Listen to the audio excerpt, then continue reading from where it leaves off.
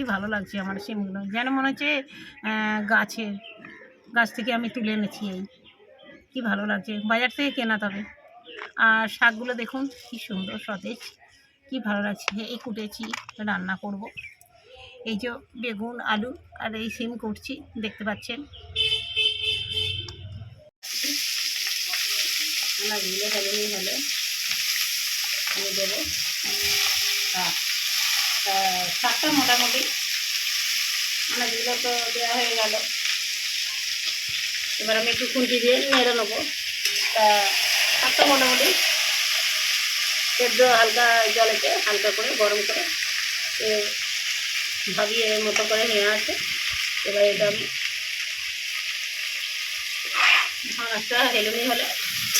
আনাজ হেলুনি হলে তারপরে আমি দেবো শাকটা। তারপরে দেখুন সব কিছু মশলা আইটেম করাই আছে। আদা রসুন পাঁচফোড়ন হলুদ লঙ্কা গুঁড়ো হলুদ জিরে, এটা হচ্ছে তেজপাতা, এটা হচ্ছে নুন, এগুলো। আর চিনিটা রাখা হয়নি এখনও, চিনিটা একটু দেবো। চিনিটা আনা হয়নি ঘর থেকে, চিনিটা নিয়ে আসো। অতটা আনাজটা বেলুনে দেওয়া হয়ে গেছে, ভালো মতোই ভাজা হয়ে গেছে। বেলুনে বলতে কি আর অনেকটাই ভাজার মতো আকার নিয়েছে। এবার আমি দেব লাউ শাক আর পালং শাক, দুটো অ্যাড আছে, দিয়ে দিলাম। আপনারাও এইভাবে করবেন। একটু আগে নিয়ে নেব, তারপরে মশলাগুলো দেবো।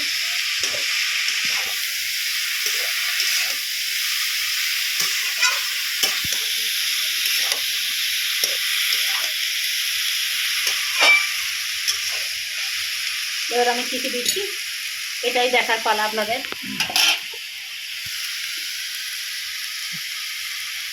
আদা দিয়ে দিলাম ধনে লঙ্কা গুঁড়ো, এটা দিলাম হলুদ,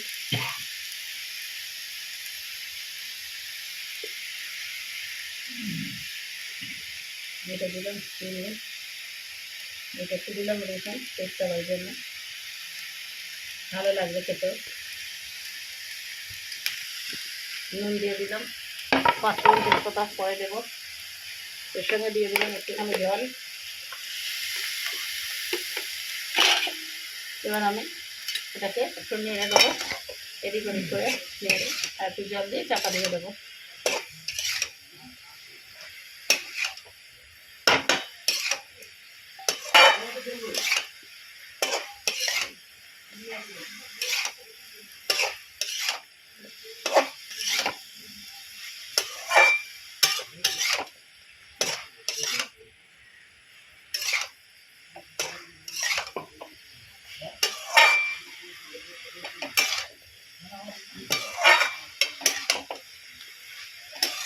আমি আর একটু জল দিয়ে দেবো যাতে একটু ফুটে।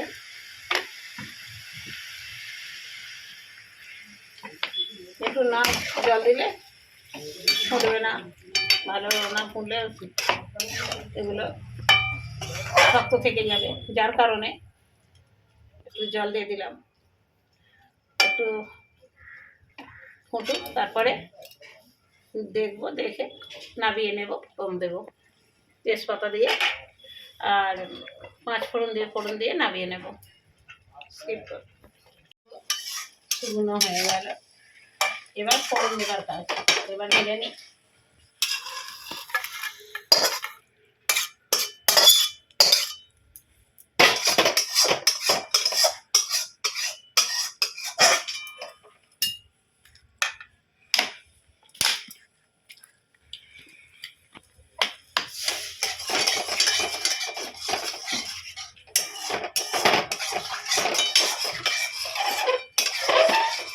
ফোড়ন যখন তখন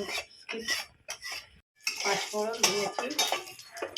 দেখুন তেলটা ভালো করে একটু তেল দিতে হয়, নাহলে তেল না দিলে রান্নার অত টেস্ট পাবে। যেটা যেখানে লাগবে ততটুকুন দিতে হবে, নচেত রান্না ভালো হবে না, বুঝলেন।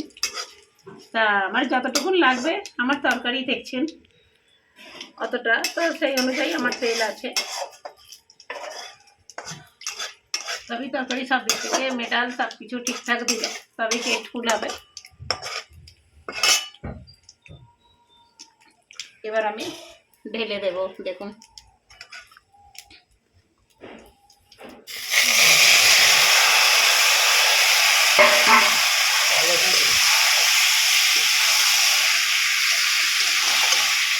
আরও আপনাদের কাছে নতুন নতুন রেসিপি শেয়ার করব। আজকে দেখবেন লাউ শাক পালং শাক চচ্চড়ি।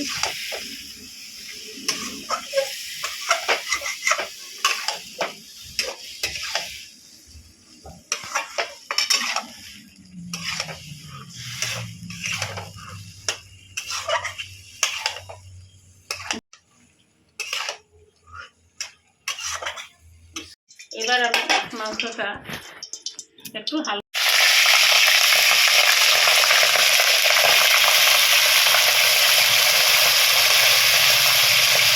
জল রেখেছে,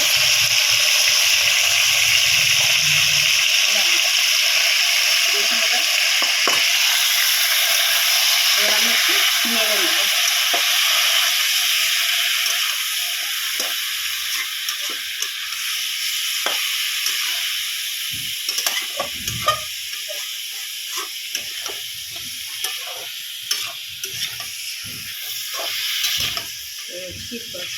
ভাজা হয়ে গেলে তো মাংস শক্ত হবে, খুব একটা ভালো হবে না, শক্ত হয়ে যায় মাংস যত ভাজবেন।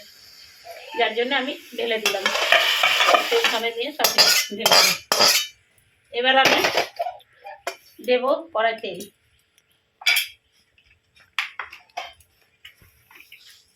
কড়াই তেল দিচ্ছি, দেখে নিন প্রয়োজন মতো। এবার আমি দেব পেঁয়াজ কাঁচা লঙ্কা দিয়ে দেব। দেখুন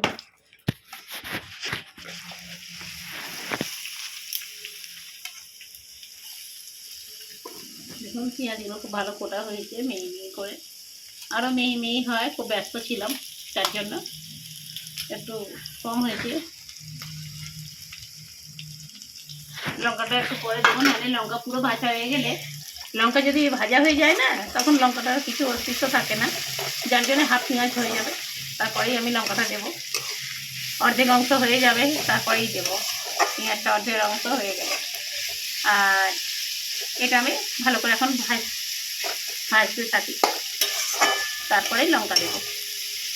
মেটালগুলো রসুন আছে, এটা আছে জিরে, এটা আছে আদা, এটা আছে লঙ্কা, হলুদ, কাশ্মীরি লঙ্কা গুঁড়ো, টমেটো মিক্সচারে করা, ধনে পাতা, নুন।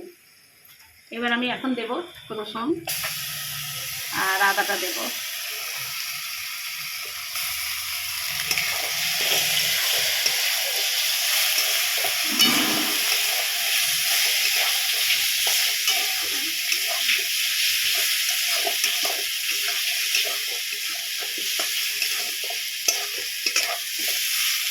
দেখুন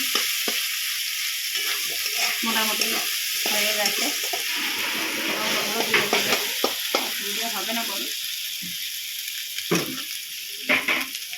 লঙ্কা গুঁড়ো দিলাম, জিরে গুঁড়োটা দিয়ে দিলাম, হলুদ, কাশ্মীরি লঙ্কা গুঁড়ো, নুনটা দিলাম, টমেটোটা এখন দিয়ে দিচ্ছি, আর ধনে পাতাটা পরে দেবো, রান্নার শেষ মুহূর্তে ধনে পাতাটা দেবো, শেষ মুহূর্তে।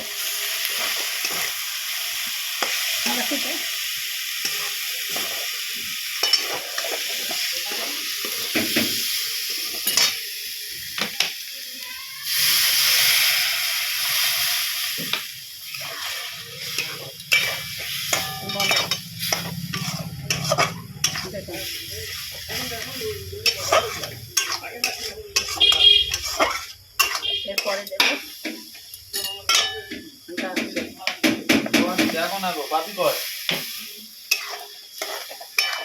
এবার দেব মাংসটা দিয়ে দিল বাবা। আর রান্নাটা কতটা মানে সুন্দর লাগছে কমেন্ট শেয়ার করবেন। দেখুন আপনাদের মতো হয়েছে কি না।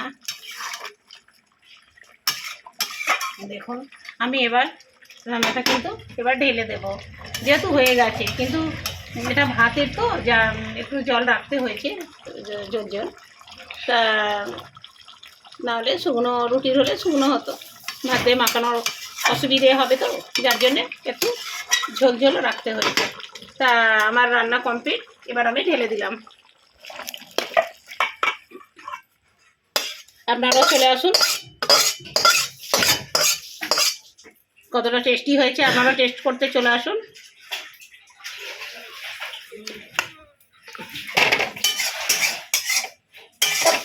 ভিডিও